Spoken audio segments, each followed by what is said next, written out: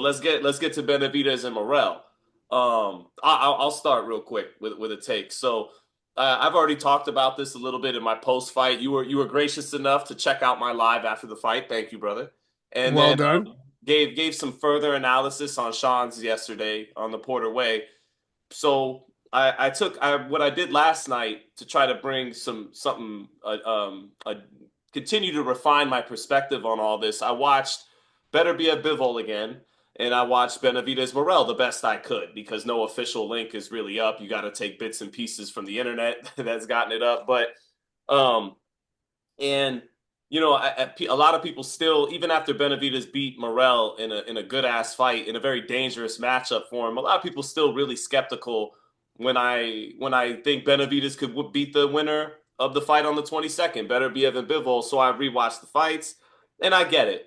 Beterbiev and Bivol are so much more fundamentally sound, it would appear. Like the little things I teach my son Leonardo, like keep your elbows in, hands up, straight punches, turn them over. They do that better than David Benavidez, which stands to reason. They both had a bajillion amateur fights in the Russian amateur system. David had 15 and really cut his teeth sparring Golovkin and sparring Pavlik. That was his amateur experience.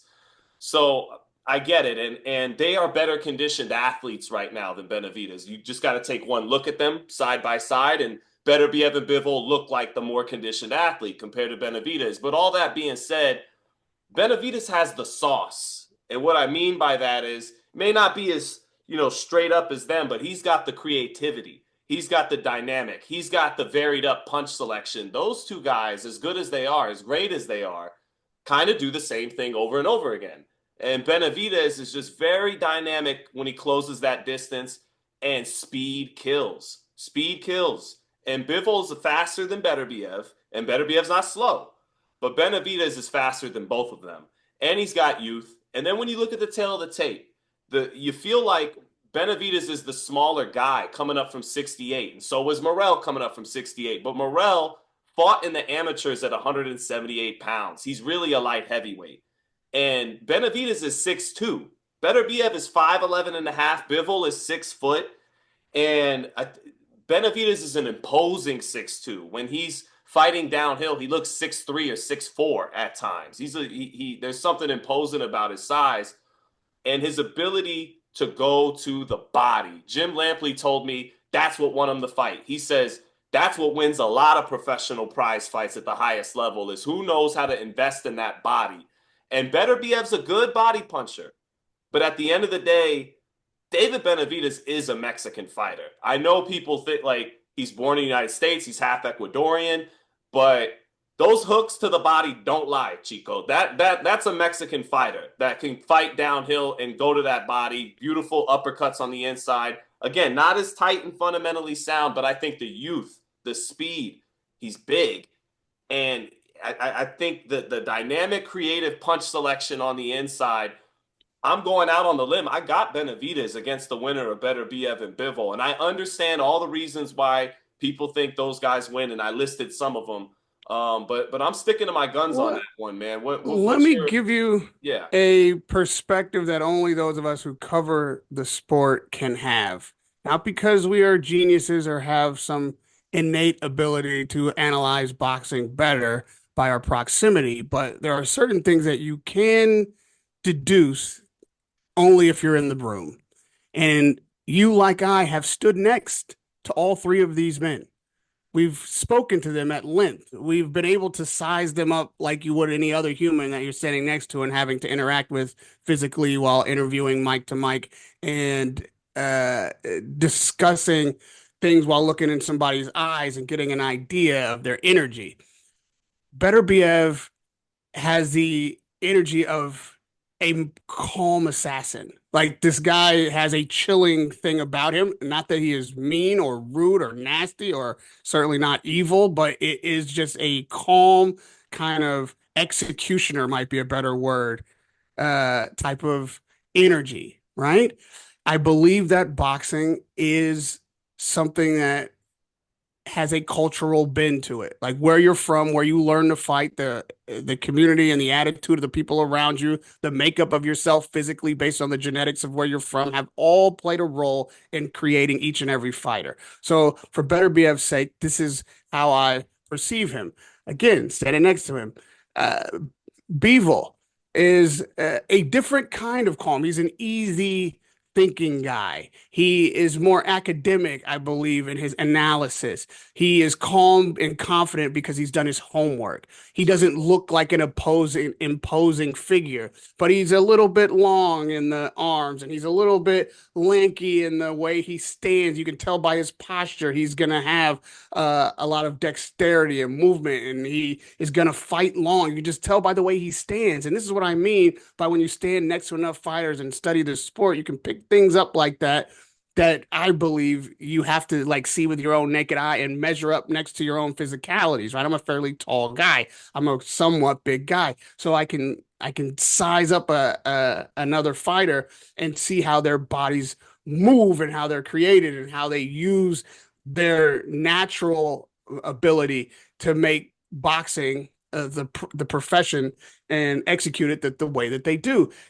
David Benavidez is a Mexican fighter in a way that is not typical by my estimation. What you think of when you say the Mexican fighter, you think of the come forward Chavez, the just, walking forward no matter what, Pitbull banging, Cruz. slinging body shots, slinging over the top, but reckless in defense. No, this guy's a Mexican fighter in a way that, like uh, a salsa dancer is a Mexican fighter. And I mean that in that he has a rhythm, a fluid nature about the way he makes every move. He has a youthful indiscretion about self-preservation. He's not reckless, but he just doesn't believe that anything is going to penetrate or hurt this warrior veneer that he has. He's like he's a young guy, like he still feels like somebody you went to college with. That's the crazy kid you go to the parties with, but no matter what fight breaks out, you're good because this motherfucker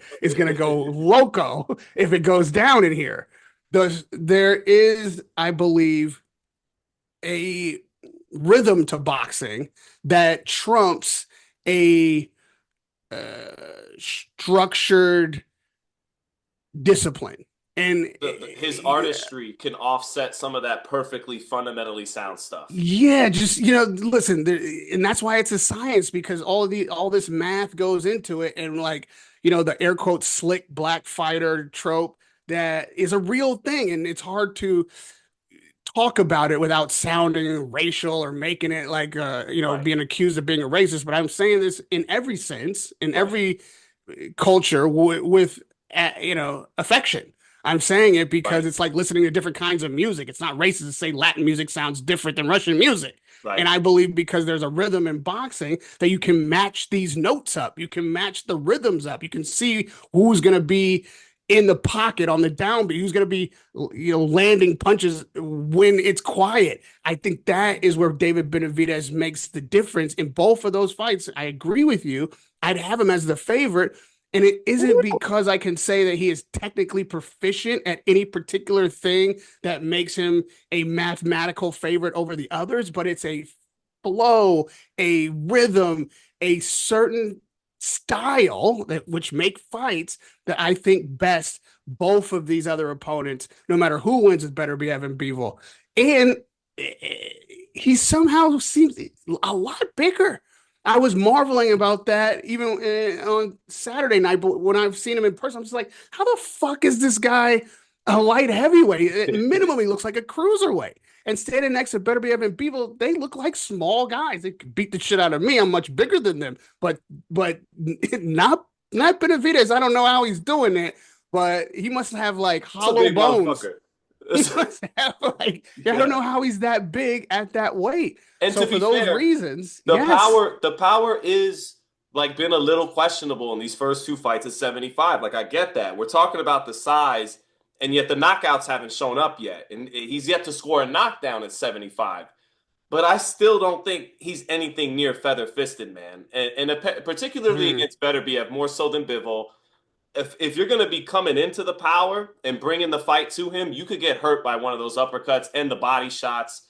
I don't put it past him to be able to put a dent in one of those guys, although I understand the jury's out. He hasn't the power hasn't shown up at 75 the way it has at 68, but I love Mm, everything you said, and yeah, I want to see those two rhythms in there. I want to see that well-schooled, Russian former Soviet amateur style, translated to hmm the pros with power, with both of those guys matched up against that less fundamentally sound but more creative Mexican American style, because hmm he is a Mexican fighter, but he's got some of that American sauce, that slickness incorporated, being also an American fighter. It's my most wanted fight of 2025, more than Canelo Crawford or even Canelo Benavidez or Tank versus Shakur. I need to see David Benavidez fight for the light heavyweight title against the winner of Beterbiev Bivol. I need that. Yeah, and you should get that. However, if Bivol does win um on February 22nd in Riyadh, Saudi Arabia, I think we should rightfully wait for a rubber match between Well, those Turkey two. said they can intercede. He said that I know, he'll but be I there to. don't believe that. I don't think that's fair. I think Beterbiev gave the immediate rematch. If Bivol wins this one, he should give the immediate rubber match, and then whoever is done in that, then we look at the landscape. In the meantime, I think the Crawford Canelo fight sets this up very, very nicely.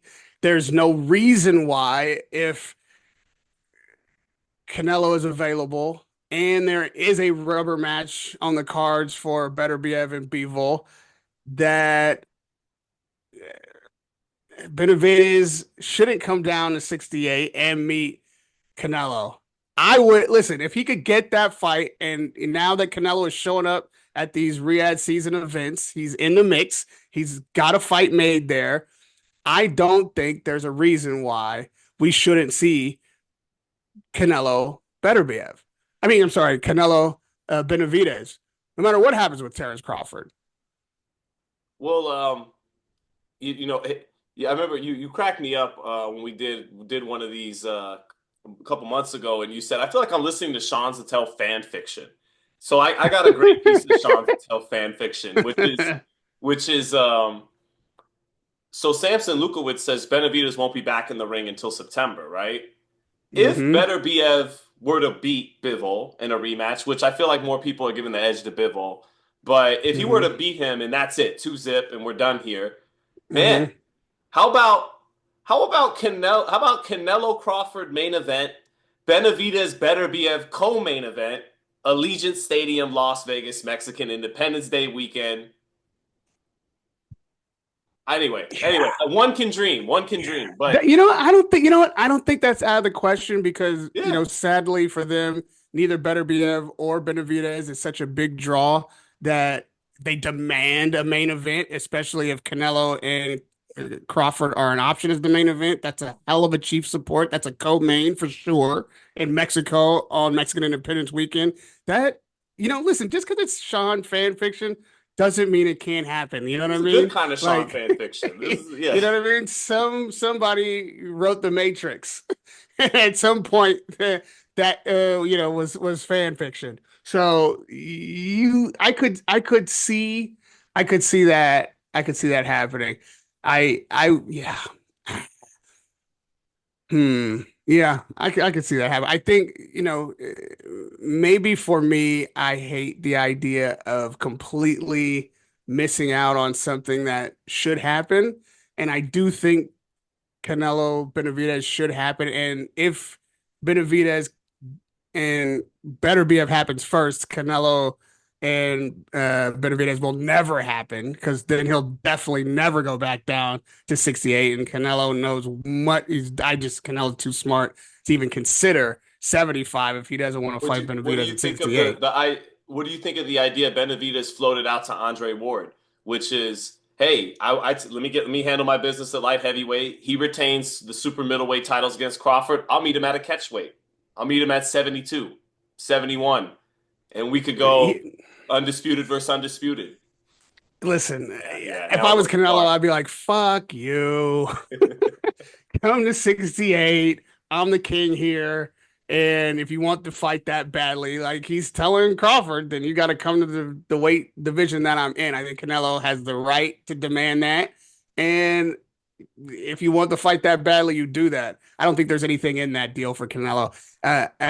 You know, an ounce over 68 is a disadvantage for Canelo. Yeah. And I don't think he doesn't want this fight because he's scared or something like that. I think it's just too hard. It's too much hard work. He thinks Benavidez is too disrespectful. He doesn't give a fuck. And he doesn't, I think, believe that he owes that to anybody. He's like, you know what I mean? Yeah. Make me want to do it. How about that? I believe that's what Canelo's mindset is. Make me, which was the same thing with Crawford. I certainly don't think he's scared of Crawford. He's like, fuck that fight. Make me want to do it. Turkey made him want to do it. And here we have it. With a lot of fucking money. What do you know? It's funny how What do you know? usually a good answer.